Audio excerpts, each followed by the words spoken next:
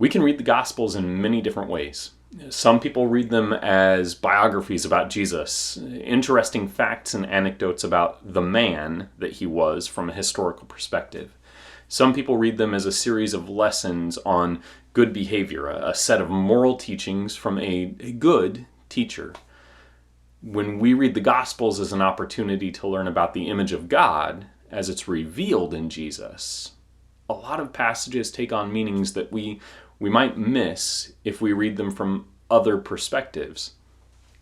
I was thinking about this specifically as I read about Jesus' baptism in Matthew chapter 3. This is what it says. Then Jesus came from Galilee to the Jordan, to John, to be baptized by him. John would have prevented him, saying, I need to be baptized by you, and do you come to me? But Jesus answered him, Let it be so now, for thus it is fitting for us to fulfill all righteousness. Then he consented. And when Jesus was baptized, immediately he went up from the water, and behold, the heavens were opened, and he saw the Spirit of God descending like a dove, and coming to rest on him. And behold, a voice from heaven said, This is my beloved Son, with whom I am well pleased. Anytime someone's first words are recorded in Scripture, it's important for us to consider them carefully. Of course, anytime Jesus speaks, his words are important. But here especially, I think Matthew is telling us what Jesus is all about. Fulfilling all righteousness. What does that mean? What is Jesus telling us about himself? About the image of God?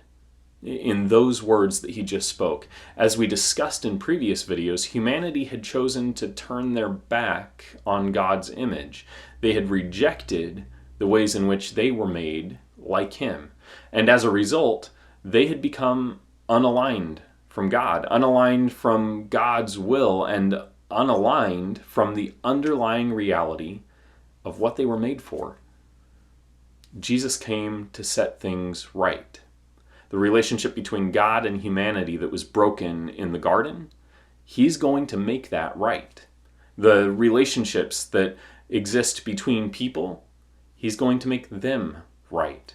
The myriad ways in which creation fractured under the weight of sin, Jesus commits himself to bringing all of that back into alignment. Justification, righteousness. In the time of the Gospels, specific washing rituals and specifically baptism were a precursor to some righteous work or activity. They were an outward washing, but they were also a sign of full commitment to what lay ahead. Jesus' baptism and the words he chooses to tell us is that this is where his great work begins, with full commitment. He has come to fulfill righteousness, and it will not be by half measures. Jesus shows us throughout his ministry that God does nothing with partial commitment. Whatever is required for the salvation of humanity will be done in full. God is a God of full dedication. His purpose is clear. What he has set his will to do, he will do. What he promises, he will keep. What he makes righteous, he makes fully righteous. I love you, and today I pray that you would know that God is fully dedicated to making things right. More importantly, I pray that you are fully committed to being a part of that. Mend relationships. Set right what is wrong. Be about the business of the kingdom.